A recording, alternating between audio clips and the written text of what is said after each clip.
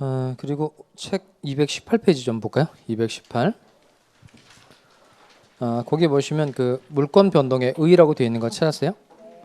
물권 변동의 의. 그 부분을 뭐 발생, 변경, 소멸을 총칙한다. 한번 차근차근 한번 읽어볼까요? 세 줄 물권의 변동이란 일단 읽어보세요.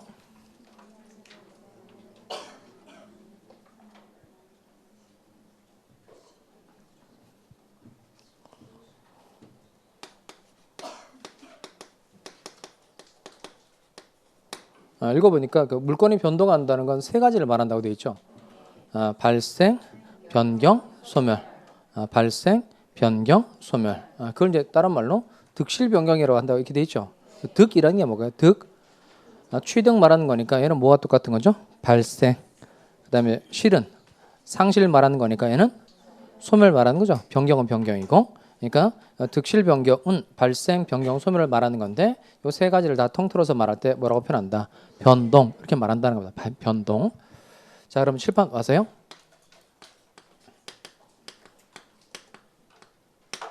물권 변동의 원인 이건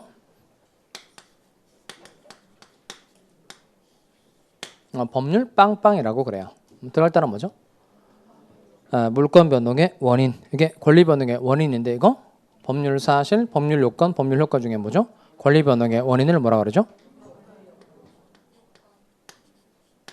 이걸 뭐라고 하죠? 법률 요건, 법률 요건. 근데 그때 공부할 때 법률 요건에 두 개 있다 그랬죠? 법률 요건에 두 개. 뭐죠? 법률 행위하고 법률 규정. 그러니까 법률 행위하고 법률 규정 두 가지가 있다 그랬어요. 그러면 법률 행위하고 법률 규정으로 나누는 구별 기준은 뭐가 있고 없고의 차이라는 거죠. 의사표시가 있고 없고의 차이라는 겁니다. 그러니까 내용을 들여다보니까 의사표시가 들어가 있더라 그러면 얘는 물권 변동의 원인이 법률 행위다, 법률 규정이다, 법률 행위다 이렇게 말한다는 거고, 그다음 물권 변동의 원인을 찾아봤더니 의사표시가 하나도 안 들어가 있는 거예요. 그럼 얘는 물권 변동의 원인이 법률 행위다, 법률 규정이다, 법률 규정이다 이렇게 말한다는 겁니다. 그다음에 요 법률 행위에 의한 물권 변동도 다시 객체에 따라서 세분화하는 겁니다. 먼저 법률 행위로 인한 부동산 물권 변동, 그리고 법률 행위로 인한 동산 물권 변동. 법률 규정도 똑같아요. 얘도 먼저 법률 규정에 의한 부동산 물권 변동하고 법률 규정에 의한 동산 물권 변동 이렇게 세분화하는 거니까 총 합하면 뭐예요? 4개. 첫 번째 거 말라 해볼까요? 얘는 뭐죠? 이거 뭐라고 말하면 될까요? 법률 행위에 의한 부동산 물권 변동 이렇게 말하시면 되고. 좀 어렵네요. 자, 그다음 이거 말해보세요. 이거 법률 행위에 의한 동산 물권 변동. 이거 법률 규정에 의한 부동산 물권 변동. 그다음 이거 법률 규정에 의한 동산 물권 변동. 자, 이제 빨리빨리 말해보세요. 이거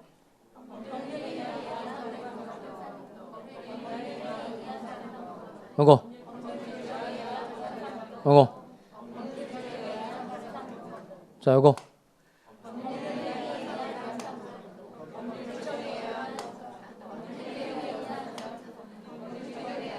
할 수 있겠어요? 자, 그럼 4가지 천천히 해봅시다. 첫 번째 뭐죠? 법률 행위에 의한 부동산 물권 변동. 두 번째 법률 행위에 의한 동산 물권 변동. 세 번째 법률 규정에 의한 부동산 물권 변동. 네 번째 법률 규정에 의한 동산 물권 변동. 그럼 시험용으로 동산 물권 변동이 중요할까요? 부동산 물권 변동이 중요할까요? 부동산 물권 변동이 훨씬 중요합니다. 자, 그래서 이 법률 행위에 의한 부동산 물권 변동은 조문을 꼭 외워야 됩니다. 얘는 186조. 그래서 이렇게 법률 행위에 의한 부동산 물권 변동은 186조에 의한 물권 변동이다 이렇게 또 불러요. 그리고 법률 규정에 의한 부동산 물권 변동 얘는 187조예요. 얘는 법률 규정에 의한 부동산 물권 변동은 187조에 의한 물권 변동이다 이렇게도 부른다는 겁니다. 워낙 유명한 조문이어서 얘는 반드시 외우셔야 돼요. 일단 조문을 좀 읽어보도록 하겠어요. 186조하고 187조. 자, 먼저 여러분 책으로 어딜 오냐면 218페이지 맨 밑으로 내려올까요? 218페이지 맨 밑에 찾았죠? 자, 먼저 186조 동그라미 하시고 186조 동그라미, 그리고 부동산 물권 변동의 효력이라고 되어 있는데 한번 같이 읽어보겠습니다. 시작.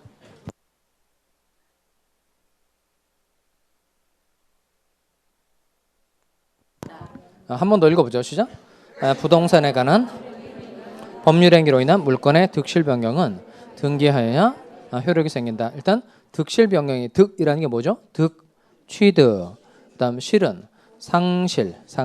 그러니까 취득은 발생 말하는 거고 그다음에 상실은 소멸 말하는 거니까 발생 변경 소멸 말하는 거죠. 그러니까 득실 변경을 밑줄하시고 거기다 두 자를 쓰면 되겠네요. 뭘 쓰면 될까요? 아까 득실 변경, 취득, 상실, 변경 다 통틀어 말할 때 이렇게 말한다는 거죠. 변동. 그럼 결국 186조 전문은 법률 행위로 인한 부동산 물권 변동은 이런 말인 거야. 법률 행위로 인한 부동산 물권 변동은 끝에 뭐하여야 효력이 생긴다. 등기 동그라미. 그러니까 등기하여야 효력이 생긴다 이렇게 돼 있죠. 등기하여야 효력이 생긴다 그랬으니까 등기 동그라미 하시고 등기는 효력 요건이다, 성립 요건이다. 효력 요건. 등기하여야 효력이 생긴다 그랬으니까 등기 동그라미 하시고 거기다가 효력 발생 요건 이렇게 쓸까요? 등기하여야 효력이 생긴다 그랬으니까 등기는 효력 발생 요건이다, 존속 요건이다. 효력 발생 요건. 등기해야만 물권행위에 효력이 생긴다는 겁니다. 자, 그럼 그 점 1번에서 그 조문 바로 위에 올라오시면 법률 행위에 의한 부동산 물권 변동이라고 되어 있는 거 찾았죠. 거기다가 씁시다. 이렇게 법률 행위에 의한 부동산 물권 변동은 몇 조라고요? 186조. 그다음 조문에 정확하게 나와 있지는 않지만 법률 행위로 인한 부동산 물권 변동의 경우 일단 두 가지가 있어야 돼요. 먼저 물권 행위라는 게 하나 있어야 돼요. 물권 변동을 목적으로 하는 법률 행위. 예를 들어서 소유권 이전의 합의, 그다음 전세권 설정 계약, 그다음 저당권 설정 계약과 같은 이렇게 물권 행위라는 게 있어야 한다는 겁니다. 사용 가치 또는 교환 가치를 시켜주기라는 합의 이렇게 이해하시면 되겠어요. 그다음 물권 행위라는 게 있어야 되고 그다음 끝에 뭐하여 효력이 생긴다. 등기하여 효력이 생긴다 그랬으니까 두 가지가 있어야 되는 겁니다. 정리하면 요거예요. 법률 행위에 의한 부동산 물권 변동은 몇 조? 186조. 두 가지가 있어야 물권이 변동하는데 두 가지가 뭐다? 물권 행위하고 등기. 물권 행위하고 등기 두 가지가 있어야 물권이 변동한다는 겁니다. 그리고 오른쪽에 가볼까요? 오른쪽에 오시면 점 2번 찾으세요. 점 2번 오른쪽 점 2번 같이 읽어보겠어요. 시작. 법률 규정에 의한 부동산 물권 변동이죠. 그럼 조문 몇 조예요? 187조 동그라미 하시고 187조 동그라미 하고 등기를 요하지 아니하는 부동산 물권 취득이라고 되어 있는데 먼저 읽어봅니다. 상속 찾으셨죠? 읽겠습니다. 시작.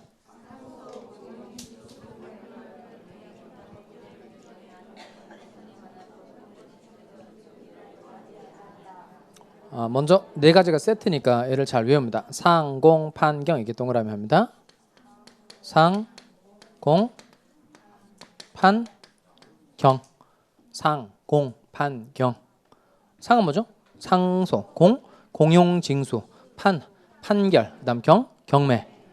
기타 법률 규정에 의한 부동산 물권의 취득은 등기를 요하지 아니한다 이렇게 돼 있죠. 그러니까 얘는 줄여서 취득 시에는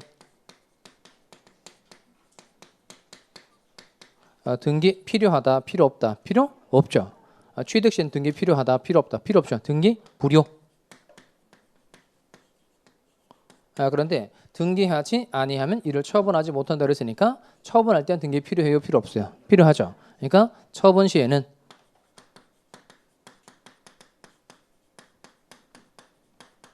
등기 필요 이렇게 하시면 되겠어요.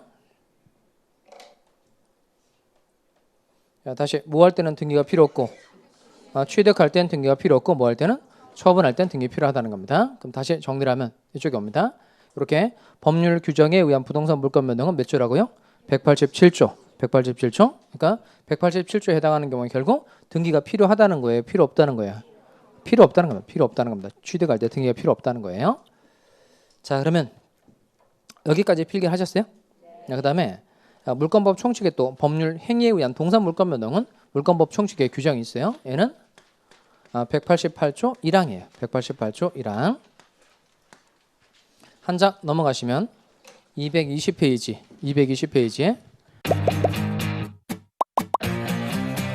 에듀윌 유료 회원만의 라이브 클래스.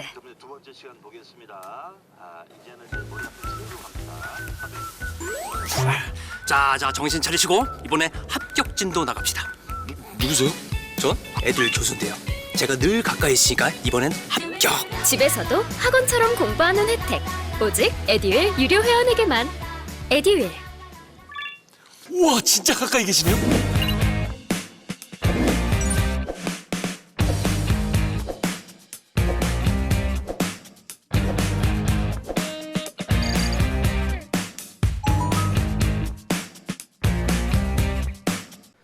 거기 188조 조문 있죠. 아래쪽에 내려오시면 188조 1항이 있어요. 동사에 관한 물건의 양도는 찾았죠. 같이 읽어보겠습니다. 시작.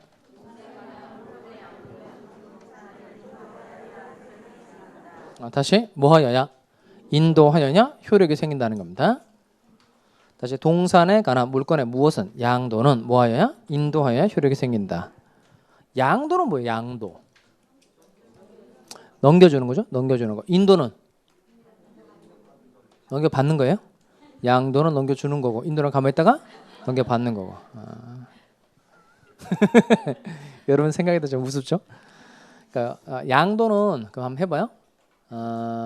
갑이 을한테 건물을 팔았어요. 건물을 매매했다는 거. 건물을 팔았다는 겁니다. 이거 양도이다 아니다? 갑이 을한테 건물 판 거 양도이다 아니다? 양도 맞죠? 갑이 을한테 건물 공짜로 돈 안 받고 건물을 증여했어요. 양도이다 아니다? 건물 증여해 주는 건 양도이다 아니다? 양도? 이다. 그다음 돈만 받는 게 양도는 아닌 거예요. 돈 안 받고 주는 것도 양도예요. 머리 아프죠? 그다음 갑이 건물 담보로 은행으로부터 돈을 빌리고 은행 앞으로 대출 받고 저당권 설정해 줬어요. 저당권 설정해 줬어요. 이거 양도이다 아니다? 양도이다 아니다? 이다. 그러니까 양도예요, 양도. 그러니까 그 파는 거, 그다음에 증여해 주는 거, 저당권 설정해 주는 거 다 양도예요, 양도. 그다음에 그 갑이라는 사람이 이제 그 건물에다가 그 유언장에다가 내 건물을 내 친구 을에게 줘라. 그 유언장에 이렇게 썼어요. 이게 유증이거든요. 유증. 그러니까 유언하면서 다른 사람에게 물건 주는 게 유증이에요. 그러니까 유증은 양도이다 아니다? 양도?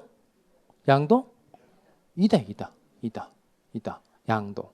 그러니까 이게 제가 설명한 것 중에 하나만 더. 갑이라는 사람이 이제 아버지고 을이 아들이에요. 그러니까 아버지가 죽었어요. 그럼 아버지가 가지고 있던 부동산에 관한 소유권이 아들에게 넘어가죠.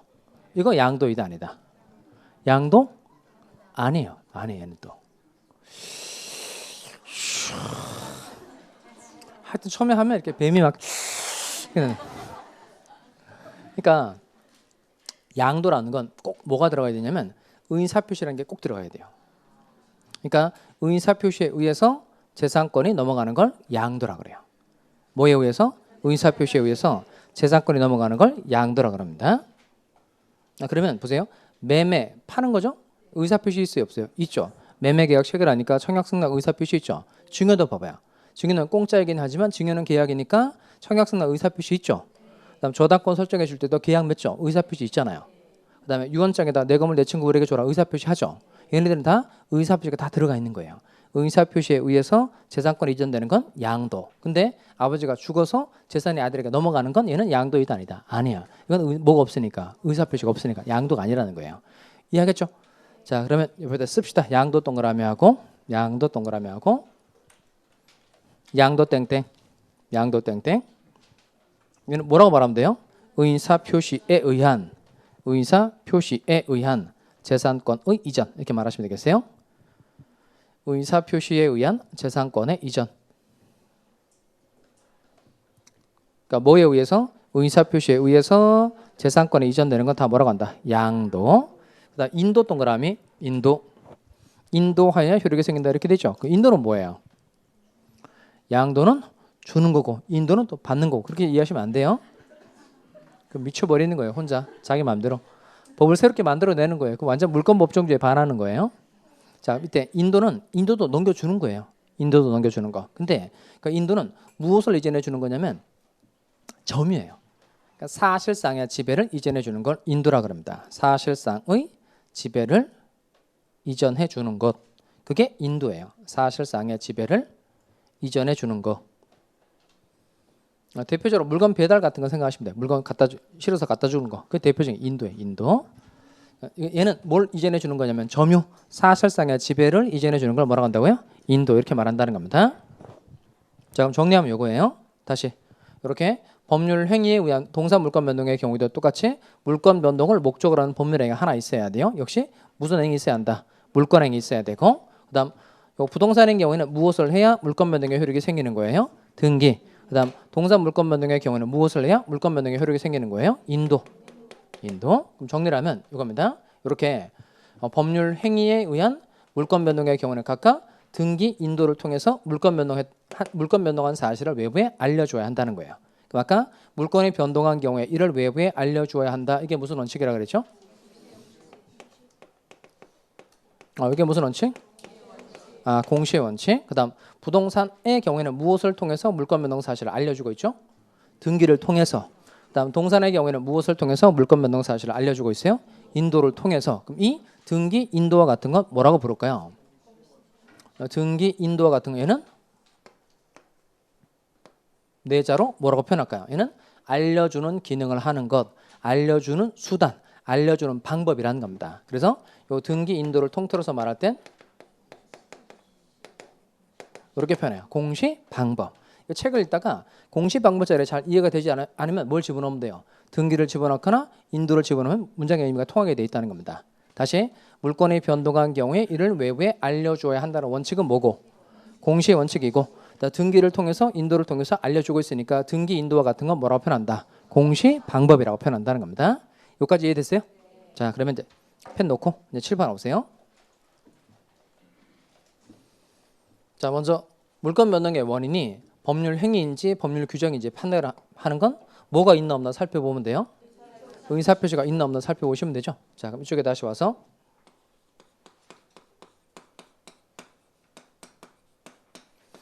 이 사람이 건물을 새롭게 신축을 했어요. 신축을 했다는 겁니다. 그럼 신축한 이 건물에 대해서 갑이 소유권 취득할 수 있다 없다? 할 수 있죠. 그럼 밑에 소유권 취득할 때 등기해야 되는지 할 필요 없는지는 이제 뭐에 따라 결정하는 거냐면 이게 186조에 해당하면 결국 등기해야 돼요, 할 필요 없어요? 해야 되는 거고 187조에 해당하면 등기할 필요 있다 없다? 없죠. 그럼 186조인지 187조인지는 뭐가 있나 없나 살펴보면 돼요. 의사표시가 있나 없나 살펴보면 되죠.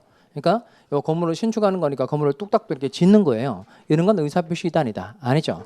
의사표시가 들어가 있지 않으니까 이건 물권 변동의 원인이 법률행위다, 법률 규정이다. 법률 규정이 되는 거니까 몇 조가 적용될까요? 187조가 적용되니까 이때는 소유권 취득할 때 등기해야 된다, 할 필요 없다, 할 필요 없다는 겁니다. 갑이 건물을 신축을 하고 이 건물을 을한테 팔려고 하는 거예요. 아까 소유권 취득할 땐 등기 필요하다, 필요 없다, 필요 없죠. 그런데 뭐 할 때는 처분할 땐 등기해야 된다는 겁니다. 그럼 이때 갑이 이 건물을 을한테 팔아먹을 때는 등기를 해야 된다는 거예요. 그러면 갑은 무엇을 원인으로 어떤 등기를 하고 을한테 팔아먹어야 한다는 뜻인 거예요. 일단 갑은 무엇을 원인으로, 매매가 아니고 신축을 원인으로 자기 앞으로 무슨 등기를 하고 소유권 보존 등기를 먼저 하고 그리고 매매 처분 행위를 해야 된다는 겁니다. 그다음 을 볼까요? 자, 을은 갑과 이제 매매 계약을 통해서 소유권을 취득하는 상황인 거예요. 그럼 이때 을은 건물에 대해서 소유권을 취득하려면 을은 등기를 해야 돼요, 할 필요 없어요? 갑하고 우리 매매 계약 체결한 거죠. 매매 계약을 체결한 거니까 이때 소유권 이전해 줄게, 약정, 대금 지급해 줄게, 약정. 그 청약 승낙의 의사표시가 합치게 되는 겁니다. 그럼 이때 여긴 의사표시가 들어가 있어요, 안 들어가 있어요? 들어가 있죠. 매매 계약 체결할 때 서로 청약의 의사표시를 하고 승낙의 의사표시를 하는 거니까 이건 의사표시가 들어가 있는 거예요. 여기는 소유권 취득의 원인이 법률행위다, 법률 규정이다. 법률행위죠, 법률행위. 몇 조가 적용될까요? 186조니까 따라서 소유권 취득하려면 등기해야 된다, 할 필요 없다? 해야 되죠. 그러니까 법률 행위에 의한 부동산 물권 변동이니까 몇 조가 적용돼요? 186조가 적용돼서 소유권 취득하려면 등기해야 된다, 할 필요 없다? 해야 돼요. 자, 이번엔 이제 다른 예 가지고 해봅시다. 자, 이번엔 을이라는 사람이 이 건물에 대해서 전세권을 설정받아서 이 건물을 쓰고 싶은 거예요. 전세권을 설정받아서 쓰고 싶은 겁니다. 그래서 전세금적으로 5천만 원을 준 거예요. 그리고 갑하고 을이 전세권 설정 계약을 맺은 겁니다. 그럼 이때 전세권자인 을이 이 건물에 들어가 살려면, 즉 전세권을 취득하려면 등기해야 될까요? 할 필요 없을까요? 다시 을이 전세금적으로 얼마 줬죠? 5천만 원 주고 갑하고 을이 전세권 설정 계약을 체결하는 거예요. 을 네가 나의 건물을 직접 써도 좋다라고 갑하고 우리 합의하는 겁니다. 합의하는 거니까 이때 의사표시 들어가 있다 안 들어가 있다? 들어가 있죠. 그러니까 이때는 전세권 취득의 원인이 법률행위다 법률 규정이다. 법률 행위니까 당연히 전세권 취득하려면 법률 행위니까 몇 조가 적용돼요? 186조. 그럼 전세권의 효력이 생기려면 당연히 등기해야 돼요? 할 필요 없어요? 해야 돼요. 그러니까 등기해야 전세권 취득한다는 겁니다. 이해하겠죠? 갑이 죽었어요? 갑이 사망했다는 겁니다. 그럼 상속이 생기죠.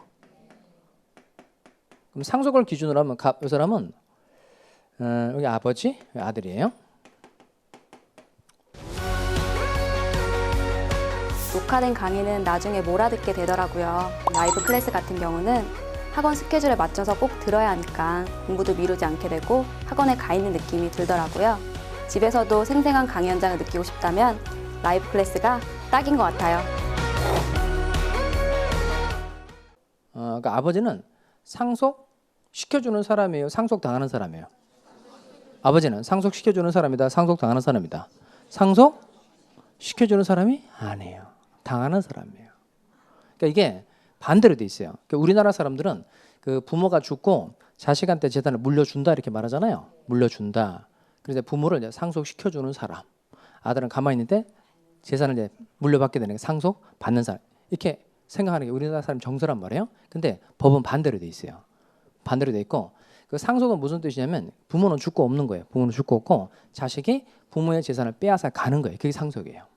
자식이 부모의 재산을 빼앗아 가는 거예요. 그게 상속이에요. 그 자식은 상속하는 사람이다. 상속 당하는 사람이다. 상속하는 사람. 그러니까 그 자식이 재산을 세배 가는 거예요. 자식이 재산을 가져가는 거니까 자식은 상속하는 사람이다. 상속 당하는 사람이다. 상속하는 사람이고 부모는 가만히 있는데 자식에 의해서 재산의 빼앗김을 당하는 거예요. 그게 법이에요. 그렇게 돼 있다니까요. 자식이 재산을 가져가는 거고 부모는 가만히 있는데 재산의 빼앗김을 당하는 거예요. 그럼 자식은 상속하는 사람이에요? 상속당하는 사람이에요? 자식은 상속하는 사람이니까 상속하는 사람을 뭐라 그래요? 상속하는 사람을 상속인. 상속하는 사람을 상속인. 부모는 상속하는 사람이에요? 상속당하는 사람이에요? 상속당하는 사람이죠. 그 상속당하는 사람이니까 피를 붙이는 피상속인. 왜 이렇게 이름 붙인지 아시겠죠? 그러니까 그 부모를 상속시켜주는 사람을 이렇게 말하시면 안 된다는 거예요. 그러니까 부모는 상속인이다, 피상속인이다, 피상속인. 나는 처음에 이것도 반대로 이해하고 10년을 그렇게 살았단 말이에요. 나 혼자 그렇게. 그래 누구랑 얘기를 했는데 말이 안 통하는 거예요. 나는 이제 부모는 재산을 물려주는 사람이니까 상속시켜주는 사람으로 계속 말을 했단 말이에요. 근데 그 사람 못 알아듣는 거죠. 부모는 상속당하는 사람이니까. 그때부터 내가 외운 게 있어요. 아, 이거 헷갈리니까 외워야 되는구나. 헷갈리면 외워야 되죠. 그러니까 그때 내가 외웠던 게 이거예요. 부모는 피를 보고 죽었으니까 피상속이냐 이렇게 외운 거죠. 그러니까 외워서 좋은 건 뭐냐면 좀 추접은 한데 문제 맞추기는 좋은 거죠. 절대 헷갈릴 일도 없고. 부모는 피를 보고 죽었으니까 피상속이야. 그렇게 이해하시면 되겠어요? 저당권할 때 한 번 더 나올 거예요. 자, 그럼 요 부모는 상속인이다, 피상속인이다. 피상속인. 부모는 상속시켜주는 사람이에요, 상속당하는 사람이에요? 상속당하는 사람인 겁니다. 자, 그러면 이때 요 상속인 병은 요 갑이 이제 사망, 죽었어요. 그러면 요 건물에 대해서 소유권 취득하죠. 그럼 이때 병은 언제 건물 소유권을 취득하게 될까요? 1번 갑이 사망한 때, 2번 갑의 사망 사실을 병이 안 때, 3번 상속 개시 사실을 안 때, 4번 자신이 상속인임을 명확하게 안 때. 언제예요? 그러니까 앞으로 그 상속 나오면 무조건 사망이에요. 무조건 사망. 그러니까 상속의 경우에는 언제 물건이 변동한다. 피상속인이 사망한 때. 그러니까 지가 상속인이라는 걸 몰라도 소유권 취득하는 거예요. 상속 개시 사실을 몰라도 되고 그냥 뭐만 하면 상속만 하면 그러니까 부모가 죽기만 하면 바로 소유권 취득하는 거예요. 부모가 죽기만 하면 소유권 취득하는 겁니다. 그럼 이때 이 병이 소유권 취득할 때 등기해야 돼요, 할 필요 없어요? 그러니까 지금 그 등기해야 되는지 할 필요 없는지는 이 물권 변동이 법률 행위인지 법률 규정인지 알면 되죠. 그러니까 뭐가 있나 없나 살펴보면 돼요. 의사표시 있나 없나 살펴보면 되죠. 의사표시 있나 없나. 그럼 이때 요 상속이니까 그냥 사망이란 자연적 사실만 존재할 뿐이고 의사표시라는 것 자체가 있다 없다? 없어요. 그러니까 이때는 소유권 취득의 원인이 의사표시가 없으니까 법률 행위다, 법률 규정이다. 법률 규정이라는 겁니다. 법률 규정. 따라서 상속의 경우에 소유권 취득할 때 등기 필요하다, 필요 없다. 필요 없다는 겁니다.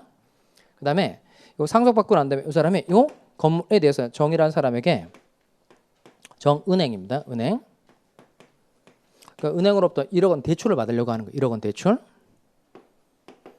자, 1억 원 대출을 받으려고 하는 거예요. 그러니까 대출을 받고 정이란 은행에게 저당권을 설정해 주려고 하는 겁니다. 그러면 자기가 소유권을 취득할 땐 병이 등기 필요해요? 필요 없어요? 필요 없죠. 그런데 정이라는 사람에게 저당권을 설정해 주려면 등기해야 된다, 할 필요 없다? 해야 돼요. 그러니까 이때 요거예요.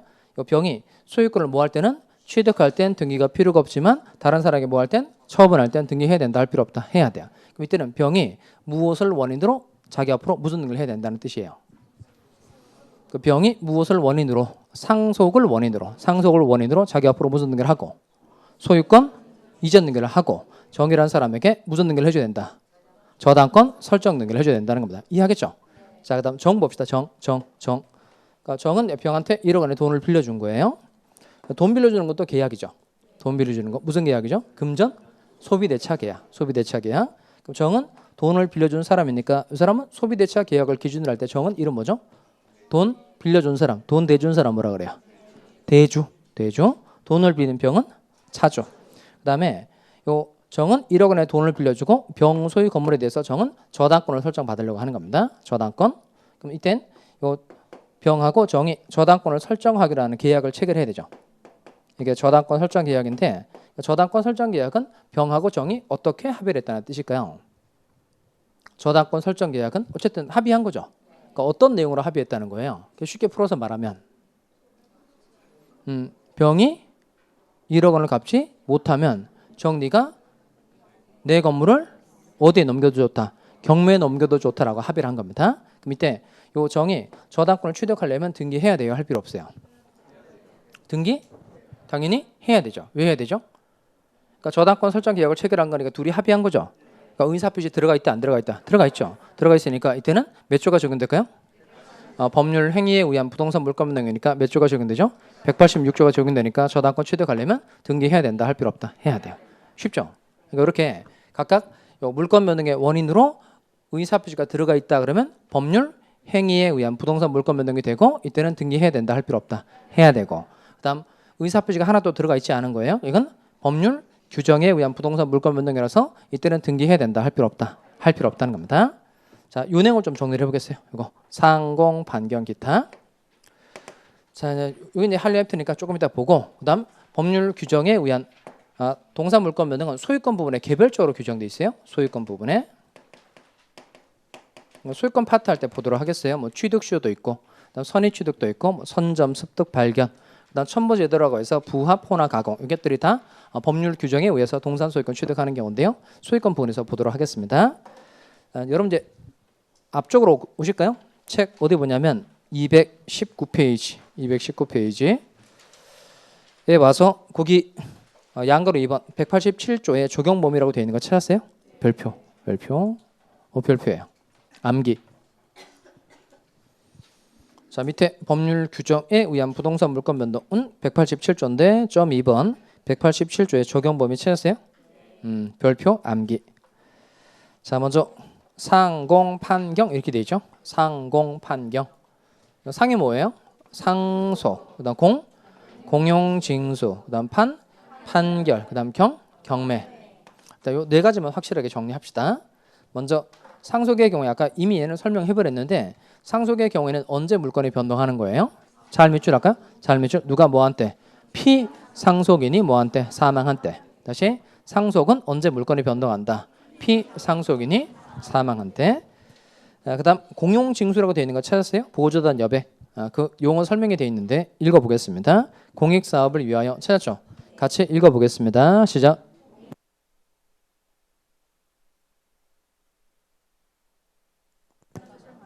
자, 읽어보니까 어떤 단어가 중요한 것처럼 보여요. 두 자 올라올까요? 두 자. 강제 아니고 아니에요. 특정 아니고 공익 아니고 뭐 그런 걸 자꾸 그러면 삽질이라 그래요. 시험하고 아무런 상관이 없는 단어 계속 고르는 건 삽질이죠. 중요한 단어 뭐예요? 취득? 그것도 삽질이에요. 예? 어디 있어? 의회. 갑자기 힘이 확 빠지네요. 중요한 단어는 법률이에요. 법률. 그러니까 뭐 공익사업도 좋고 어쨌든 강제로 세배가는 것도 좋은데 반드시 법률의 형태를 하라는 거예요. 법을 만들어서. 그러니까 법률 밑단계에 있는 명령, 규칙 이딴 거 가지고는 국민의 재산권을 세배가면 안 된다는 뜻이에요. 뭐에 의해서? 법률에 의해서. 자, 그 밑에 그 대표적인 게 그 EX 하시고요. 공용징수 말한다 이렇게 돼 있죠. EX 하고 그다음 토지 수용 이렇게 써볼까요? 토지 수용. 토지 수용이 대표적 예입니다. 토지 수용. 공공용지의 취득 및 보상에 관한 법률이라고 따로 있는데 그 토지 수용이 가장 대표적인 예예요. 7번 볼까요? 토지 소유자하고 이제 개별 같은 걸 하기 위해서 국가가 이제 갑의 토지를 수용을 한 겁니다. 이거. 근데 그 수용의 이제 종류가 일단 두 가지가 있는데 먼저 협의 수용이라는 게 있어요. 협의.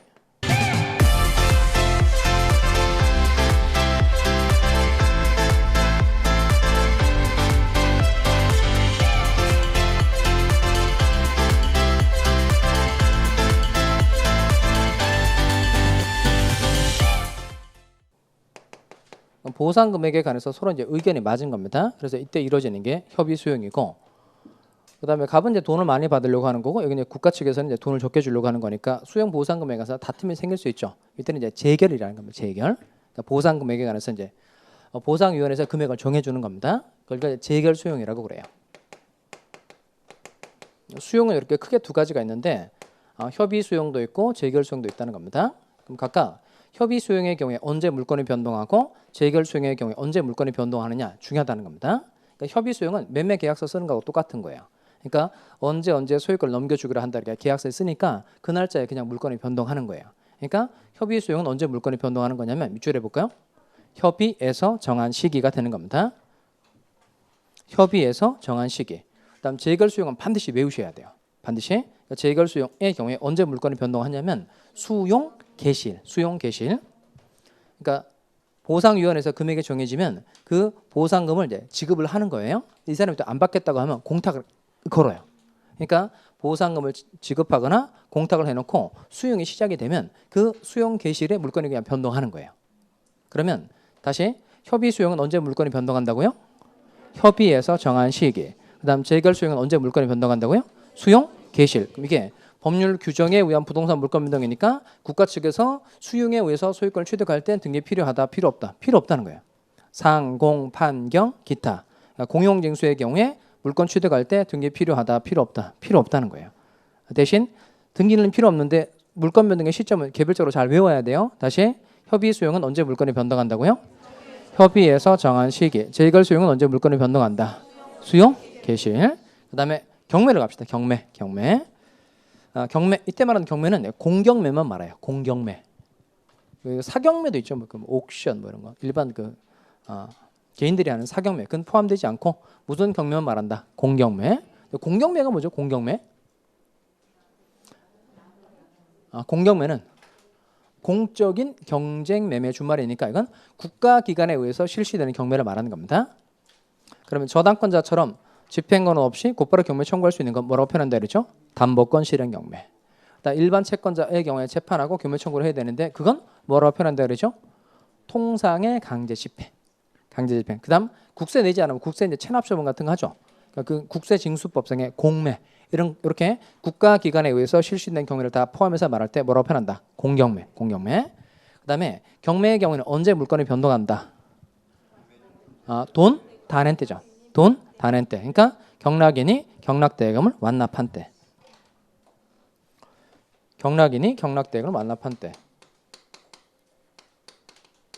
이렇게 말하면 일반 사람들도 이 말이 무슨 말인지 알아요, 몰라요? 경락인이 경락대금을 완납한 때. 일반 사람도 이거 알아요, 몰라요? 몰라요? 알죠? 근데 이게 이명박 때 이렇게 많이 바꿨죠. 야, 이런 거 이렇게 법률이 이렇게 어려워. 일반 사람들이 알기 쉽게 바꿔. 그거 많이 바꿨어요. 그래서 경락받은 사람은 이제 일반 사람 못 알아먹는다 이렇게 생각하는 것 같아요. 경락받은 사람은 사는 사람이니까 매수인으로 받고 바꿨죠. 그다음 경락대금은 일반 사람이 알기 어려운 거야. 경락대금으로 뭐 경락 마사지하고 주는 돈으로 오해하는 사람이 생기니까 매각대금으로 받고 이렇게 한 거예요. 엄청 짜증나더라고요. 이걸로 일반 사람들이 못 알아먹는다고 생각을 하지? 그다음 완납은 일반 사람이 절대 알 수 없는 단어야. 그래서 다 낸대. 그 민사집행부 이렇게 바꾼 거예요. 매수인이 매각대금을 다 낸대 이렇게 바꾼 거예요. 그 바꿔놓으면 어떤 생각이 드냐면 경매 생각이 안 나요. 매수로 매매해서 산 사람 생각나잖아요. 그 바꿔놓고 더 이상해진 거예요. 그러니까 지금 이렇게 바뀌어는 줬는데 저는 항상 두 가지를 다 말하긴 하는데 이제 처음에만 두 가지를 다 말하고 대부분 위에 걸로 써줘요. 사람들이 알아들으니까. 다시 경매의 경우에는 언제 물건이 변동한다고요? 경락인이 경락대금을 완납한대. 자, 그다음 남은 건 판결이에요. 판결. 이게 중요한데요. 판결. 자, 그럼 칠판을 봅시다. 자, 원래 판결에는 이제 세 가지가 있어요. 판결에는 세 가지가 있는데 이행 판결이라는 것도 있고 여기 보세요. 그 확인 판결이라는 것도 있고 형성 판결이라는 것도 있고 그래요. 다시 판결에는 세 가지가 있는데 뭐 있다고요? 이행 판결, 확인 판결, 형성 판결. 그 이행 판결은 말 그대로 채무를 이행하라고 명하는 판결입니다. 채무를 이행하라고 명하는 판결. 갑 건물 가지고 있고 건물에 대해서 이제 을과 매매 계약을 체결한 거예요. 그러면 갑은 을한테 뭘 해줘야 되죠? 건물 팔았으니까 건물 소유권 이전을 해줘야 되죠. 그러니까 을은 매매 대금을 지급했음에도 불구하고 갑 쪽에선 건물 소유권 이전 안 해준 겁니다. 그러면 요 을은 갑을 상대로 재판할 수 있죠. 건물 소유권 이전 등의 청구 소송할 수 있죠. 재판했더니 을의 주장이 옳다고 판사가 확신을 가지게 된 겁니다. 그럼 이제 판결 주문이 갑은 을에게 소유권을 이전하라 라고 판결을 해줬고 이 재판은 더 이상 다툴 수가 없게 된 거예요. 더 이상 다툴 수가 없게 됐다는 걸 확정되었다 이렇게 말합니다. 이렇게 지금 누가 누구를 상대로 어떤 소송을 제기한 거예요? 을이 갑을 상대로 건물 소유권 이전 등의 청구 소송을 제기한 거죠. 그럼 요 소송을 제기한 을은 뭐라 그래요? 소제기한 사람은 원고. 소제기한 사람은 원고. 소제기당한 갑 이 사람은 피고. 그러니까 이렇게 원고의 건물 소유권 이전 등의 청구 소송에서 원고가 승소 판결을 받고 이 판결이 확정이 된 거예요. 그러면 을은 건물에 대해서 소유권 취득하려면 등기해야 돼요? 할 필요 없어요?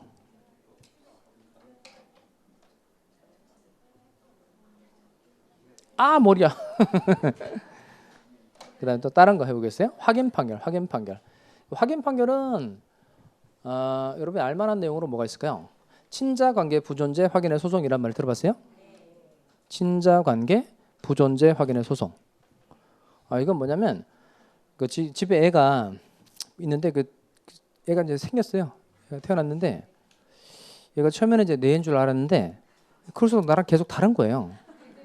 눈이 작은데 눈이 크고 나는 얼굴이 새까만데 하얗고 뭐 이런 거예요. 그 손가락 발가락 다 달라요. 이 새끼가 내 새끼가 아닌가? 이게 의심이 된 거예요. 얘하고 나 사이에 이제 그 친자관계 있는지 없는지 무슨 검사 해보면 되죠? 유전 DNA 검사 해보면 되죠. 해보니까 이제 다른 거예요. 이런 일은 어떻게 생겼을까요? 그렇게 생겼단 말이에요.